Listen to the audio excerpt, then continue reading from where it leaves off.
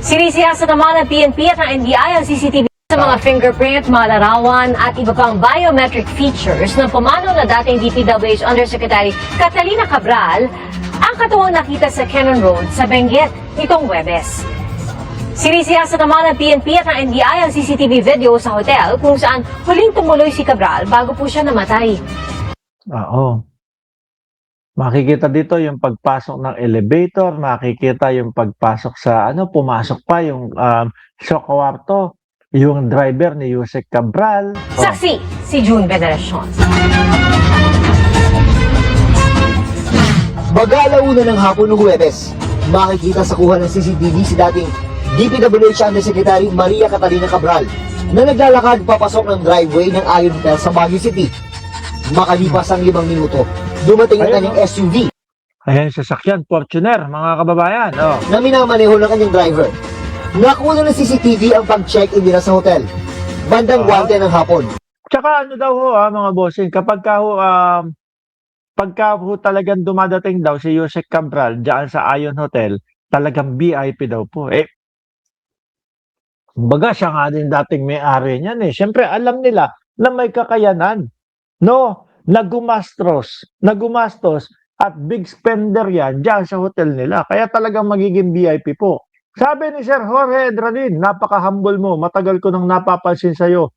Ganyan ang dapat. Kala mo simple lang. Bigla ka na lang. Bubulagain sa katut. Huwag ka nang maingay dyan, Sir Jorge Edradin. No, simple lang ho tayo. Kaya, kagaya ho niyan. Simplihan lang ho lagi tayong yung iba. Pag nagbablog, talagang mga naka-coat and tie pa ho. Yun yung mga mabigatin po. Tayo, simpleng t-shirt lang mga kababayan. Salamin, yung salamin ko, luma-luma na nga eh. Tapos, simpleng sombrero lang mga kababayan. Kanya lang tayo kasimple, no? Ang importante para ho sa atin, kumbaga, ma-discuss po natin at maipaliwanag ho natin mga kababayan yung mga bagay-bagay na nangyayari po sa politika. Inihatid ng driver si Cabral sa suite nito sa 4th floor. 1:20 ng hapon, pumasok ang driver sa kanyang kwarto. Ayan na, pumasok yung driver sa kwarto. Ano kaya gagawin? Sa susunod na video nakuha 2:47 ng hapon. Kumatok Wala, pumasok lang. saka pumasok si Cabral sa kwarto ng driver. Saka sila makukunan na magkasunod na lalabas. Makalipas ang ilang minuto, Sabi ni Ma'am Neng Gigi, may affair kaya silang dalawa, driver and Cabral, nag-away kaya sila, di sumakay ng car. Parang alam ko yung parang yan po, Madam Ma'am Neng Gigi, yung tipo bang kapag ka nag-aaway yung magsyota, sa motor. Minsan may makikita ako sa motor, nagmo-motor diyan sa Pilipinas. Alam na alam mo no? Jowa, yung girlfriend, ihahatid sa trabaho. Tapos yung lalaki nagda-drive na motor. Yung upuan nakaupo doon na sa dulo ng upuan eh.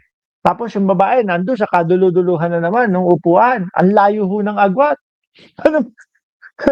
Yung ganyan. At tapos meron pang mga pag-aaway na ihinto mo, itong sasakyan na to, bababa ako. Iyan po ba yung gusto niya sabihin? Sinabi ni Yusek Cabral doon sa kanyang driver na, hindi, ihinto mo dyan, bababa ako. Yan po ba, Madam? Tuloy. umalis ang SUV na pinaniniwala ang dumiretso noon sa Cannon Road bago mag-alas 3 ng hapon. Ang makuha ito ng CCTV, hawak na ng mga investigador matapos isimbi ng PNP at NBI ang subpoena sa hotel. Eksklusibo itong nakuna ng GMA Integrated News. Pero hindi na ipinakita ang ibang nilalaman ng mga CCTV dahil kasama ang mga ito sa malalimang investigasyon ng NBI at PNP na Ayan.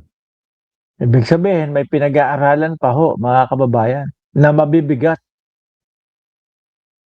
No? Meron silang mga hindi isinama na hindi ipinakita sa publiko dahil po baka masira ang kanilang investigasyon mga kababayan. nang hinalughog ng mga otoridad ang hotel room ni Cabral kung saan may nakuhang kutsilyo at gamot sa kanyang bag. If we're talking about the knife or the items that were recovered, yung knife for self-protection, while the medications, we secure that. Yung medication, antidepressant mga bossing. Kumbaga, pampakalma ho. Biruin mo, ikaw ba naman ang masangkot diyan sa pagkalaki-laki pong eskandalo sa Pilipinas? 'Di ba? Siyempre ho, mga kababayan, ang hirap pong dalhinhon. Tayo nga mga simpleng ano lang po, simpleng mga problema lang po, sakit na ng ulo natin. Eto pa ho kaya, kahihiyan, bilyon-bilyon, isama mo pa na makakasama na makakasama kang pumasok sa loob ng kulungan, o 'di ba? Forever o habang buhay. Sabi ni Sir Archie Beroya, million income ng vlogger, 'di ba tol? Ay, sila po 'yon, Sir Archie Beroya. Tayo po saktuhan lang, ano? Sakto-sakto lang po mga kababayan yung sa atin. Oh, tuloy. We also took tissues so that we can study if these medications were used. Ayon sa PNP, lumabas sa laboratory test na positibo si Cabral sa isang uri ng antidepressant drug. Ayun, yun yung sinasabi natin. Tama din yung sinasabi po, mga bossing, ni Jorge Edralin, na if there was a knife, ibig sabihin may kinatatakutan siya that very time. O siguro, alam niya ang sitwasyon niya lagi, kaya meron siyang ganun. Na any moment, anytime, merong handang kumitil sa kanyang buhay. Dahil nga po, madaming mga malalaking mga pangalan, madaming mga malalaking mga politiko, no? Ang madadamay dito sa oras na magsalita po. Ito pong si Jose Cabral ho, mga bossing. Kaya nag-iingat. Ano po?